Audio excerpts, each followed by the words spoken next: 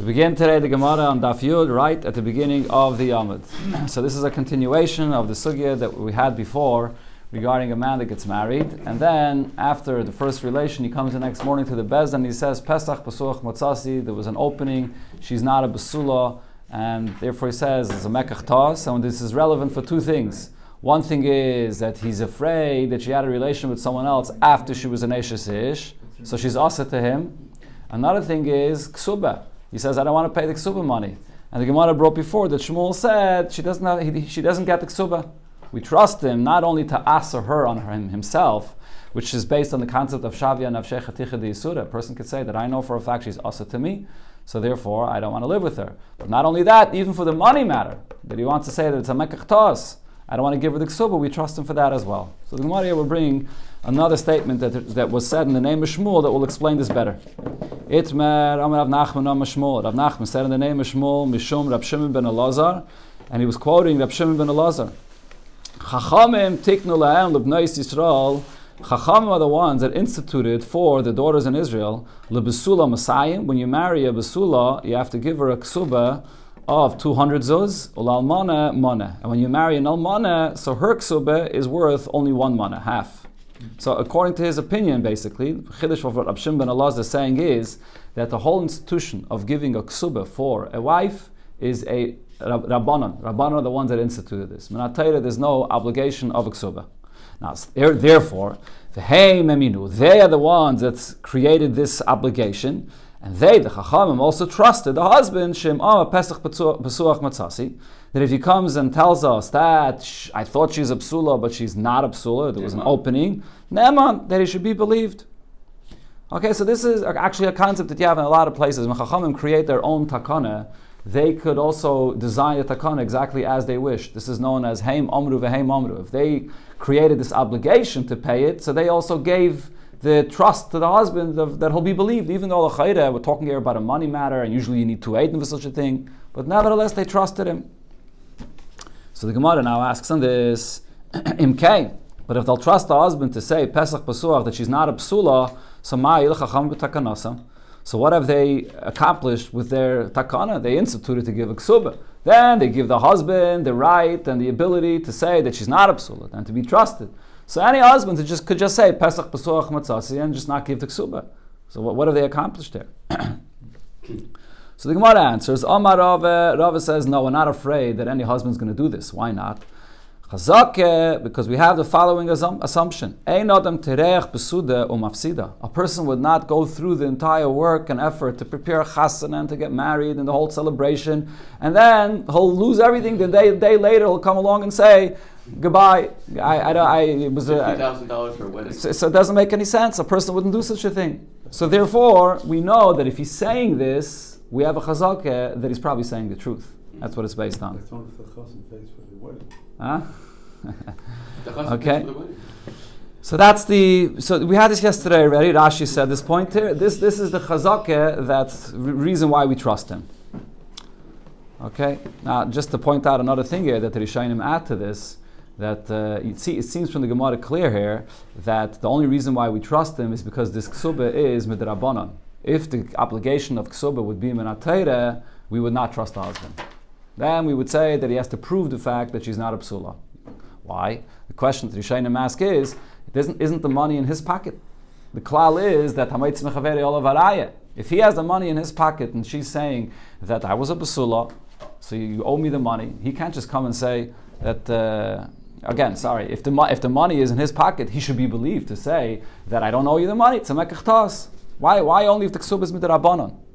So the Rishonim add to this and say, while the money is in his pocket, but at the same time though, she has a very strong svara on her side, and that is, a girl has a chazaka as well, that she's a basula. She was born a basula and she has a chazaka that she's a basula. And most women, when they get married, are a basula. So the fact that she got married as a status of, with having the status of a basula, there's a very strong assumption. There's a chazaka, there's a roiv that's true. So even though there's also a chazaka that his claim that he says that she's not a basula is also based on a certain chazaka, that he's not going to just say this and financially lose all the money he had, but nevertheless, on her side, there's a chazaka and a roiv. So therefore, he would have to give her the ksuba money if this was Manat Torah. Only because it's midrabanan did they say to rely on the chazakah that he probably saying the truth, and this chazakah that the Gemara brings there, and he's not going to have to pay her the ksuba money. Tana in a Braisa we learned similar thing, but here the lashon of the Braisa is as follows: since the ksuba is a penalty of the chachamim, so therefore a ksuba is collected from ziburis, which is the lowest inferior quality of a field. There's three different categories in the quality of a field. Idis, Beinanis, and Ziburis. The best quality, the average quality, and the worst quality. A ksuba, you collect from the worst quality. But the Gemara now questions the expression of this Braisa. Knasa, the Braisa says that the ksuba is a penalty. My knasa, what kind of a penalty is this? He did something wrong? Did he has to obligate himself to pay the ksuba? Ella, so the Gemara says, you're right, you have to change the lashon of the Braisa. Eime, hoyel, v'takanas chachamamu. Because Chachamim instituted to pay this ksuba, they instituted to pay only from ziburis. Usually alone, you have to pay from beinanis, and when it comes to a mazik, you have to pay from idis. So over here, if this is a chayiv that you're obligated minatayra, you should have to pay at least from the average quality of a property that you own, not from the worst quality. But when Chachamim are the ones, they instituted this takana, they were lenient for the husband that he can give even the least quality of his properties. Rab Shimon ben Gamliel, the Braisa continues and says, Rab Shimon ben Gamliel says, Kesubos isha min hatayra. The ksuba that a husband is obligated to give for his wife is actually learned. We know this from a pasuk in the Torah. Okay, so, and the Gemara soon is going to bring what that pasuk is. But now here the Gemara asks a contradiction. Did Rab Shimon ben Gamliel say that the ksuba is min hatayra? But vatanya, we learned clearly in a Braisa an argument about this, whether ksuba is learned from a pasuk in the Torah or not. And Rab Shimon ben Gamliel says it's not. So the Braisa brings a pasuk. It says kesef yishkail k'mayar apsulais. He should give silver shkalim k'mayar apsulais. This is a pasuk that's talking about a person that seduced a woman into a relationship, not a marriage, but this is a mefate. He seduced her into a relationship, and then because he defiled her, he has to pay the father shkalim, kesef. But it doesn't say how much. But it says k'mayar apsulais, like the same settlement that we give to other psulais. What is that referring to? That in this case he has to pay similar to the settlement that you give to other besulais. Where else do you find in the Torah that it speaks about money that you have to pay for a besula? Similar case by a ma'anis. If a person didn't seduce but he forced a woman into a relationship, so then he has to pay over there. The Torah says the amount that he has to pay 50 kesef, 50 coins. So we learn from there that the amount you have to pay is 50. And then we also learn out Umayar Abusula is Kizeh. Over there, the Torah says the amount how much you have to pay, which is 50, but it doesn't say 50 what? 50 of which coins? It could be 50 shkalim, it could be 50 mayin, which is much less than shkalim. Here, the Torah writes yishkal, that has to be shkalim. So therefore, we compare the two. We learn out from there that has to be 50, from the ma'anes, and then we learn out from here, this pasuk is talking about the mefate, we learn out that it has to be shkalim. That's the drasha from this pasuk. But now, in addition to this, the Braisa says this term kemoyhar is not a usual expression. What does this term kemoyhar mean? Mikan samchu chachamim l'ksubas isha min hatayra. From here, the chachamim learned out the concept of that you have to give a ksuba, and you see min hatayra this concept of ksuba. The word kemoyhar refers to a ksuba, that it's just like the obligation of a ksuba. This is similar. You find this lashon in the story in Parshas Vayishlach by Shechem over there. Moyar, that they're going to give moyar. They're going to give over there that she wanted to get married. He wanted to get married to Dinah, and there it says the lashon of moyar. So over here as well, when it says kemoyar apsulais, it's also alluding to the obligation that a husband has to give his wife a ksuba. Rab Shimon ben Gamliel says, "Kesubos isha eina midivrei Torah." The ksuba that a husband has to give for his wife is not min hatayra, ela midivrei seifrim. Chachamim instituted this. So right here we clearly see in the Braisa, Rab Shimon ben Gamliel says that it's all midrabanan. So how could we quote another Braisa before that says that Rab Shimon ben Gamliel said that it's min hatayra? So the Gemara answers, eipich. So we're going to have to switch the opinions in this last Braisa that we just quoted here. Rab Shimon ben Gamliel is the one that learns it from the pasuk, and he holds it's min hatayra, and it's the other opinion that says it's midrabanan. But the Gemara asks, so my chazis the abchis basraise, why are you switching the opinions in the later braise here? Eipach kamaisa, maybe switch the opinions in the previous braise, and maybe really Rab Shimon Gamliel holds that the ksuba of a woman is all midrabanan. So the Gemara says, no, that can't be. Because Hashamina leila Rab Shimon Gamliel da Amar ksubas isha midaraisa. We have another source in another Mishnah where we see that Rab Shimon Gamliel was very stringent about ksuba, and he holds that ksuba is minatayra. Now we learned in the Mishnah. This is actually all the way at the end of the Masechta here. Rab Shimon Gamliel says, "Nice in law, mimoy is kaputkiya." What this is talking about is a person that marries his wife in Eretz Yisrael, and then he moves from Eretz Yisrael to kaputkiya. The currency in kaputkiya is more valuable than it is in Eretz Yisrael. So the question is, if you're moving from one place to another, where do you have to give her the ksubah based on the higher currency that you would have to pay her, or based on the lower currency? Rab Shimon Gamliel in that Mishnah is stringent, and he says, you come into kaputkiya and the currency is going to force you to pay a higher value, you have to pay the higher value. So what's the reason for this? Because this is a real obligation of a loan that's minat Torah.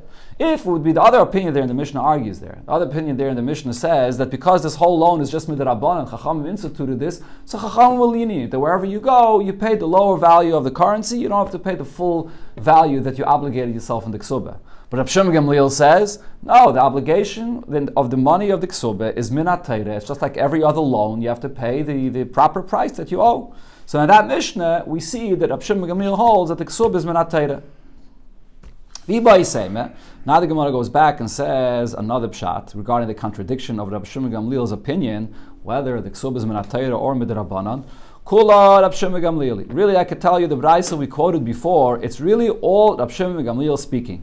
There's something missing there in the words of the brayso, and this is how you have to read it.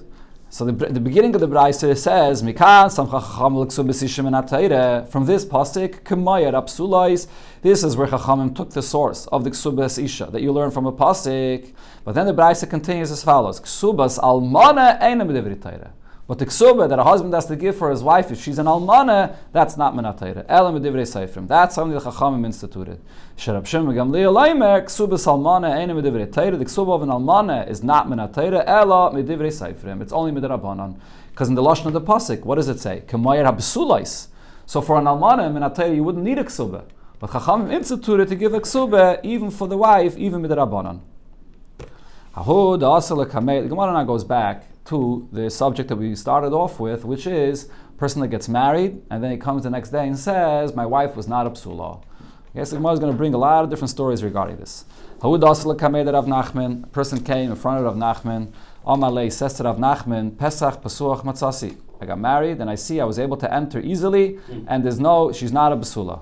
Amalei Rav Nachman says to this person, Asvu Kufri, take a branch from a palm tree, from this place, Birchese, which means it must be that this person had relations with other women before. Birchese is the name of a place. Chavitele means they lie in front of him, meaning this is a man that must have had znus. He had relationship with other women before. If he's so expert and he knows exactly if it was open, if it was not open, how is he able to sense this? Only because he had experience from before. So therefore he deserves lashes. So take this branch from a palm tree, which has some prickly thorns on it, and give him lashes.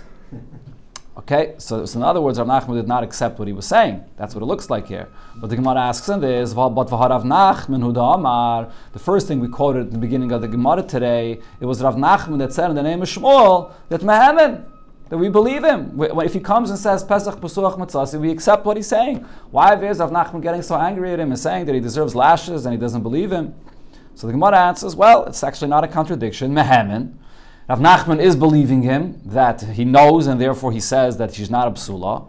But at the same time, kufri, but he does deserve lashes. The very fact that he's able to sense this and know this, it must be that he was mizana before and therefore he deserves these lashes. So it's not a contradiction. Now the Gemara says another pshat though. Rav Achoy Mishani. Rav Achoy answers and says it depends who this person was. Kam bebacher. Over here, actually Rav Nachman did not believe him, and we're talking about a bacher. We're talking about someone which was never married before, and therefore, according to Rashi, the pshat of the Gemara is because he was never married before, so he's no way to know. We can't. When he says Pesach Pesuach Matzasi, there's no way that he would know, and therefore we actually don't trust him. So why did Rav Nachman say to give him lashes? Because Rav Nachman was saying it's pashat not sneezdik, it's parutz. The fact that he comes along to Bezdin, he's a bacher, he has no idea, he just got married, and he comes along with such a kind of a claim, Pesach Pesuach Matzasi, he deserves lashes to this. Rav Nachman was actually telling him what it said before. Rav Nachman said, how would you know? Are you a person that had relationships with a bunch of women before that you can test this and you know that it was a Pesach Metzuach? That's what Rav Nachman was saying to him, according to this pshat here. And Kan Benosli. And before, when it said in the beginning that Rav Nachman did believe the person that it was a Pesach Metzuach, he was already married before. So therefore he could know. So therefore we do trust him. That's Rashi's pshat in the Gemara. The Taisus in the second shot over here, and this says that even here in this answer, Kam B'Bacha, Kam B'Nosoi, the Gemara over here is also saying that either way we believe him. Elamai, what he's saying is, if you're a Bacher, you deserve lashes for this, because why do you know? And if you're married, so then you don't deserve lashes, because it's expected that you could feel and understand. Another story here. An individual came in front of Rav Gamliel, and he said to him, Pesach Pesuach Matzasi. There was an opening, she's not a psula. Amalei, Rabbi Gamliel said to him, how do you know that the reason why there was opening is because she's not a psula? Shema hitesa.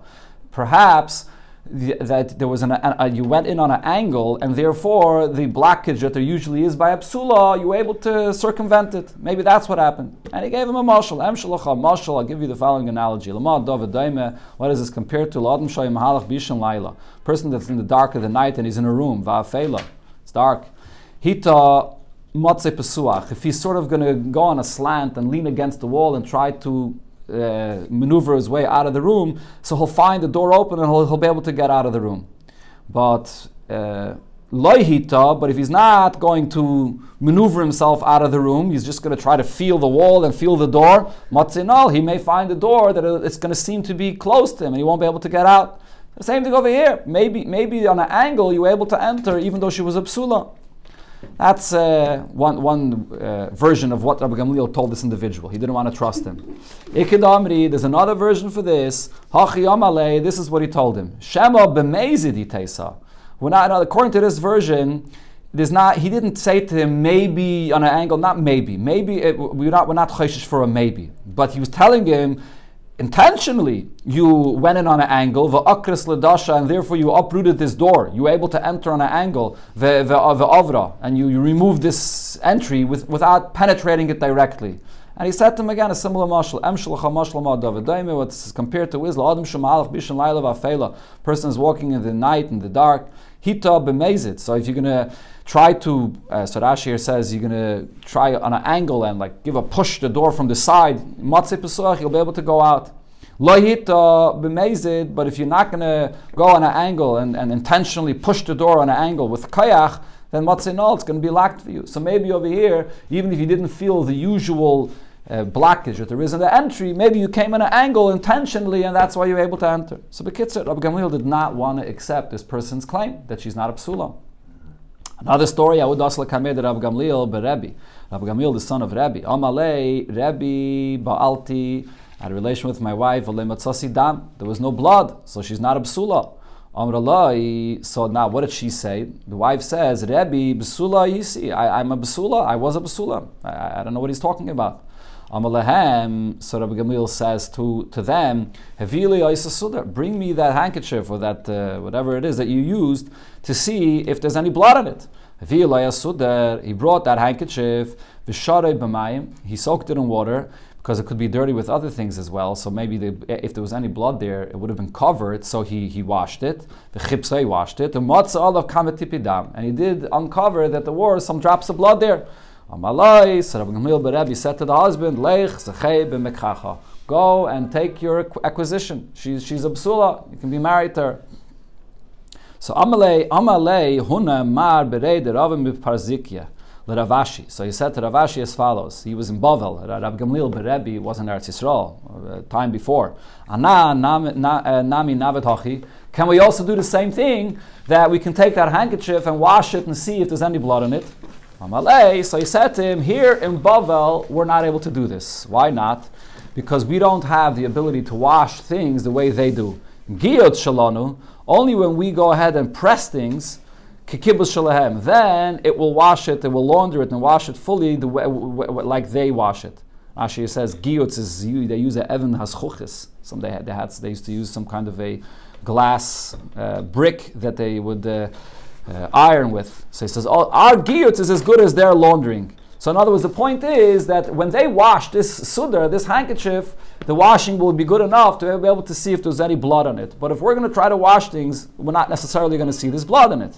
Now, if you'll argue and say, so nevet giyutz. So, okay, so here in Bavel, we don't have the same. Rashi says the water in Bavel is not as good, or maybe the cleaning agents they have is not as good. So let us press it, and so maybe we'll be able to find the blood there. But that's going to be then too hard. Once you press it already, it's going to totally remove any stains from the blood. So basically the point that he's saying is, either after you launder it, it's not cleaned enough to be able to see if there's any small stains of blood, and after you iron it, so that's going to totally burn away any stains of blood, so we won't be able to see it. Another story, another individual came to Rabbi Gamliel Berebi, Amar Le, he said to him, Rebbe, Balti v'lemitzasi dam. I had a relation with my wife and there was no blood. Amar Le, so she said, Rebbe, Adayim Besulani, I am still a Besula. Amar Lehen, so Rabbi Gamliel Berebi says to them as follows, Haviu li shtei shifchais, bring me two maids, Achas Besula v'achas Beula. One of them which is still a Besula, and one of them which is already a Beula. And now there's a way how to test this, to see if this is a psula or a bu'ula. Let's test this, let's see. So they brought him, and v'hishivon al pi chavis, he had them sit on the opening of a strong barrel of wine, which has a very strong aroma. So bu'ula, the one that was already a bu'ula, so there's an opening, reicha neidiv. That aroma that there is from the wine went through her body and came out of her mouth. And there was an aroma that came out of her mouth. Besula, the one that was a besula, reicha neidiv. There was no aroma of the wine that came through, that came out of her wine. So that was the test that they used to know if she's a besula or a bu'ula. If anyone remembers, we had this in the Gemara in Yavamis. The Gemara brought this siman. So the Gemara said, so what did he do now? Avzu. So he took this wife as well over here, that the husband argued that she's a ba'ula, and Hashiva, he had her sit on the barrel of wine, and there was no aroma that came out of her mouth. So he said, so now you knew that she's still a basula. Not only was she a basula before, but even now she's still a basula. So Amalai, he says to the husband, go take your acquisition, she's a basula. Now the Gemara asks about the story here. Why doesn't he immediately make the test in his wife? Why did he first bring two maids and test it on them? So the Gemara answers, the reason is as follows. Gemara have shmiele. He had this tradition that this is a test that was done. And Rashi brings this is the test that they did then by the story of Pelegish Begiva in Nach. Okay, so he had this tradition that they used this test then. But he never in actuality saw it in practice done. So therefore he thought to himself, maybe I will not know exactly how to do this test properly. In this matter, shapir properly, and therefore I don't want to have this test done for a Jewish woman, and I'm just going to cause it to be disgraceful, and it's not even going to work. So let me first test it out on these two maids that are not Yidden and see if it works, and if it works for them, then he did it for this wife as well. Another story, there's an individual that came to Rabbi Gamliel Azakin, which was a grandfather, maybe even a great-grandfather of this Rabbi Gamliel. And he said to him, Rabbi Balti v'lemitzasidam, I had relation with my wife and there was no blood. So she said to him, Rabbi, mimishpachas durketi ani, I come from the family of durketi, she'ein lahem, loydam nida v'loydam psulim. And this family, they did not have not blood of a nida and not the blood that there is by a basula. So this is the family I'm from, and therefore it's not a sign that I'm not a basula. Badak Rabbi Gamliel, so Rabbi Gamliel inspected this matter, he looked to see by her relatives, and he found that she's saying the truth. So he says to the husband, go take your acquisition, and he actually added, Ashrecha shezachisa lemishpachas durketi. You're fortunate that you was zeicha, that your wife comes from this family of Dorkati. There's an advantage to this. So the Gemara explains this. My Dorkati. What is this name of this family that they had no dam nida and no dam sulim? What's this name Dorkati? So the Gemara says it means doir kotua. It's a generation that is cut off. Meaning, as we'll see soon in the Gemara here, that it's not so easy for these women to conceive and have children. Amar Rab Chanina said, Tanchumin shall hevel nichmoy Rab Gamliel lo yisayish.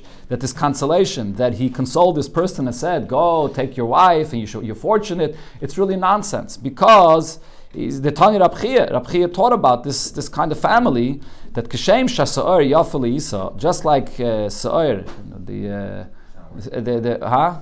sourdough or the yeast is good for a dough, kach damim yafin isha. So too, blood is good for a woman. So even though if you put too much yeast into the dough, so the challah, the bread is going to be sour, but you have to have that sour to help it rise and to be a geschmack bread. It's the same thing also, that the blood is necessary for a woman to be able to conceive easier. And V'tana Mishum Rab Meir, we learned in the name of Rab Meir, Kol Isha Shedemeh Merubim, a woman that when she has a dam nida, she has a lot of blood, Boneh Merubim, it's easier for her to have many children. Itmer, we learned Rab Yirmiyeh Bar Abba Omar, Rab Yirmiyeh Bar Abba said, Zechei b'mekchacha, that he learned that what Rabbi Gamliel told her is, go and you have a merit to take this acquisition, this wife that has no blood, from this family Dorkati. That's what Rabbi Gamliel told him. Rabbi Yossi Bar Oven Omar, Rabbi Yossi Bar Oven actually says, Nischayev b'mekchacha. What he told him is, listen, she's a basula, and this is too bad for you. You're going to have to now live with this wife that has no dam psulim and no dam nida. So he was saying to him that it's not a benefit actually, it's a disadvantage. Amalei, sorry, that's part of it. Nischayev b'mekchacha Amalei, that's what Rabbi Gamliel told him. So the Gemara now asks him this based on what we said before.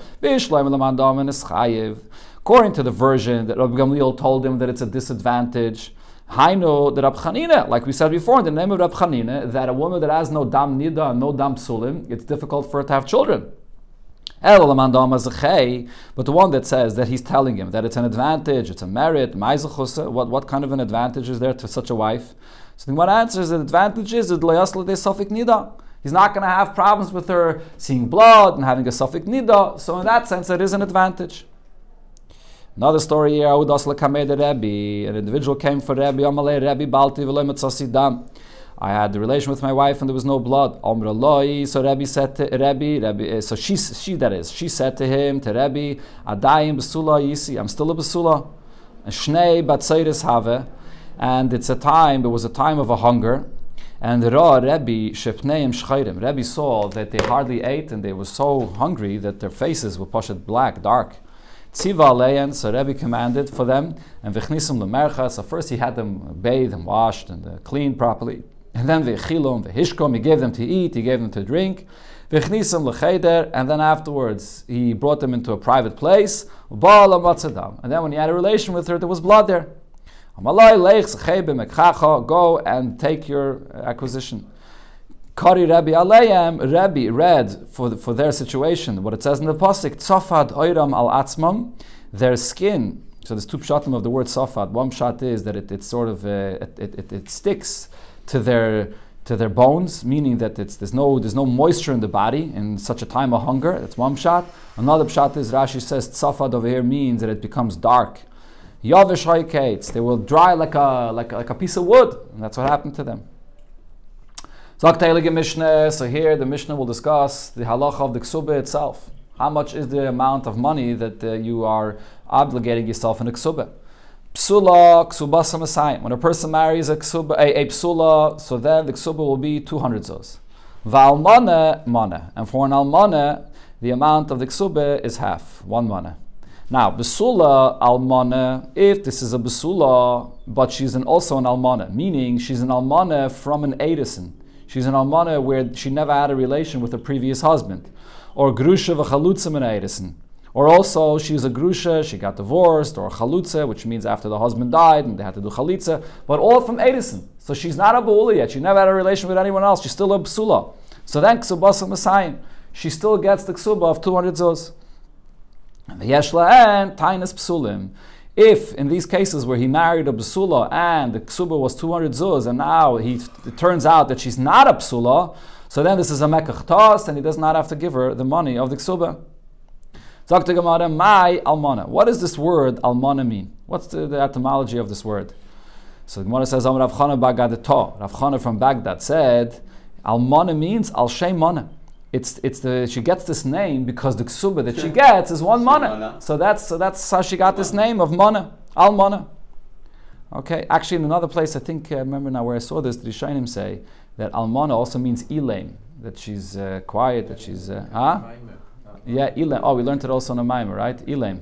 But the Gemara wants to know the Moneh, the second half of the name, Moneh. So the name Moneh comes from this, that she gets only a Moneh. So the Gemara asks this Almanim and Eidis and Ma'ikal Meimar. So if she's an Almana and the previous marriage was only the first stage of marriage, Eidisin, so what are we going to say? Why is she called an Almana? She actually does get two Messiahim, like a Besula. And says the Gemara, Aidi, the high Karila Almana, high Nami Karila Almana. Because the Almana from a full marriage and she's already a Bahula, she gets one Mana, so the same name is for every Almana. But that's the source of the name. So the Gemara asks further, Almana d'chsiva b'iraisa, the expression of Almana that it says in the Torah, ma'ikala meima. Why in the Torah that we refer to her as an Almana? Or the Torah in Parshas Emeh when it talks about a Kohen Gadol, that he's not allowed to marry an Almana. So why is the Torah referred to as an Almana? Because of this ksuba of Almana? That's something that was instituted later, at least according to the opinion that we said before. For sure the amount, I think everybody agrees that the amount, that it's only a Maneh, and by an Almana we had before, right? Even according to the opinion that Kesubos minat Torah, by an Almana, the Kesubos midrabanan. So the Gemara answers, the Asidin Rabbanan the Misakni la Maneh. The name Almana that it says in the Torah is based on the future, that when the Rabbanan will come along and they will institute for her to get the Almana one Maneh. That's the name. Fragt the Gemara, mi kasav krala asid? Does the Torah give a name based on what's going to happen in the future? So the Gemara says, yes, we find such a thing. The Chsiv, the Pasuk says, right in the beginning of Parshas Bereishis, V'shem anor ashlishi chidekel. One of the rivers that comes out is Chidekel, and then it says, Hu ha'ilach kidmas Ashur. It goes to the beginning of, or to the east of Ashur. What's this Ashur? It's a city, it's the name of a place. V'tanir of Yosef, Ashur, Zu Slika. Ashur is this place that we now call Slika. And the question is, Mi avoy? At that time, when the Eibusha created the world, was there a city that had people in it, and that they gave it a name of Ashur? How's it called Ashur? Elo da Sida. It's saying that this is the Chidekel that in the future will be called Ashur in that place. So Achanami da Sida. An Almana is in the Torah referred to as an Almana because in the future the Chacham will give her this Ksuba of Almana. So now the Gemara here will bring another thing that Rav Chana Bagadata said about the name of something. He said Motar, rain. Rain in Lashon Kodesh is one of the terms is Geshem, but then there's another term, Motar. What does this word Motar mean? Motar means as follows: Mashke, it gives the water that the ground needs. Merave, it saturates with water, or mezavel, and it helps it to be fertilized, or ma'adin, and it shines it, it gives beautiful fruits that come out, or mamshech, and it draws out that it should grow. So that's what the word matar means. All these things over here that it does, what the rain benefit that rain creates. Where do I see in a pasuk that the rain does all these things? The pasuk says, Tlomeo, Rave Nachas, the ridges in the fields. So they have Rave Nachas, the rain provides them, it saturates the rain, saturates with water. So this is the first two things that it said, Memashken Merave, that it provides the water and it even saturates. And Gidudea Berevivim to make a gena, that the furrows that there are in the field, so berevivim, with the drops of rain, to make a gena, it softens it. And that's like a fertilizer that it softens, and simcha tevarech, and it grows, and that's the ma'adan or mamshech that it draws out and it brings out the beautiful growth of the fruits. So that's the type of matar. So the Gemara now brings another term, another word in Lashon Kodesh, what the source of this word is. Amar Rabbi Lazar, mizbeach. What is the meaning of the word mizbeach? Meziach. Meziach means it removes. At this point, the Gemara thinks Meziach means it removes Averis. Mezin provides sustenance. Mechaviv, it brings the love of the Eibishter to Yidden. And Mechaper, and it's an atonement for the Yidden. But the Gemara asks, Hainu Mechaper, Hainu Meziach. Isn't Mechaper and Meziach the same thing? Meziach means removes Averis, and Mechaper means it atones for Averis. So the Gemara says, no, Meziach means Gzeiris. Meziach means it removes any bad decrees upon Klal Yisrael, even before it atones for anything. And mechaper aveinis. When it says mechaper, that means to atone for aveinis. So this piece of the Gemara that Rebbe once spoke about, Barichis, and the Rebbe there said that it's an amazing thing you see here in what the Gemara says. The order of what the Gemara says seems to be not the right order. What's the main thing that a Mizbeach does? The kapara. Right? We're learning now in Tanya about this. The whole meaning of a carbon is that when a person does an Aveda, that kapara of the carbon makes you merutze l'fnei melech, you appease the king and to be wanted, to be seen by the king himself. The first thing that it should say over here is, it should be mamish in the opposite order. It should start with mechaper, then mechaviv, first a kapara, then you become beloved for the Eibishter, and then meziach amazing. Then the Eibishter removes any gzeira, and then the Eibishter provides you sustenance. Elamai, says the Rebbe, what you see from this Gemara is, note, the Mizbeach works the other way around. The first thing is, whether the Yid is worthy, whether he's not worthy, even before there's a kapara meziach. The Eibishter loves Yidden either way, and he removes any bad decrees upon them. And then Mazen, the Eibishter provides them what they need, the sustenance and everything else they need. And then once the Yid has Bagashmis what he needs, and he's able to serve the Eibishter without any disturbances, so he can get closer to the Eibishter, then that will bring out an even deeper level of love between him and the Eibishter. And then he'll go even higher to kapara. Kapara that we're talking about over here is not the kapara stam for Averis Kipshute, but adarab, when a person goes to an even higher level, so then he realizes that he even needs a kapara for things that he might not even realize. So the kapara here comes after already the Eibishter. First, the Eibishter gives a Yid everything that he needs. That's what you see here in the Seder of the Gemara. The Rebbe brought a pasuk for Seiches Yedecha u'masbia l'chol chai ratzon. For every person, l'chol chai, whatever he wants, even if he's deserving or not, it says l'chol chai ratzon. So that's what this Gemara is based on. First, meziach amazing, the Eibishter feeds a Yid. Okay, one more thing over here the Gemara discusses, actually a few more things. Let's see. Try to get to the Mishnah. V'amar Rav Chana Bagadata tamri, dates. So mishachnon. So what they do is they heat up the body, then mazban, they satisfy a person, mishal shalon, it also softens the person should be able to relieve himself. Ma'ashran, they strengthen a person, v'loy mefankan, but they do not cause you to become addicted to it, to want more and more. Amar Rav said, Achal tamarim, a person that eats dates, al yoyre, he cannot paskan halacha, because dates also have this, just like wine that makes a person shikah, it intoxicates a person. The dates has some kayach in it also to intoxicate a person. Maybe the dates we have today don't have the power that it used to have. The quality of the fruits are not what they used to be, especially in Eretz Yisrael. So Meis for the Gemara asks him this, Tmarim, it says in the Braisi, eat dates, shachris varvis, in the morning and in the evening, yofais. That's very good for a person. The minche, if you eat them at the minche time, and this is before you eat your meal in the afternoon or before you eat dinner, rois. So then that's not good for the person.